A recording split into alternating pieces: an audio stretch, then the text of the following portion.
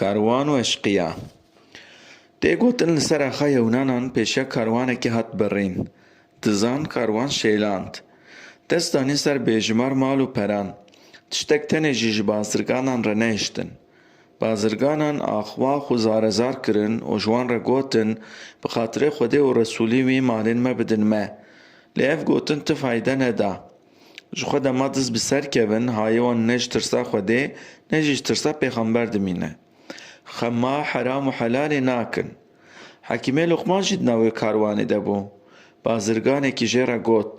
ji kerema xwe bi çend peyvên xweş û bi hikmet şîretê li wan bike dibe ku li wan tesîr bike û hinek malên me bidin me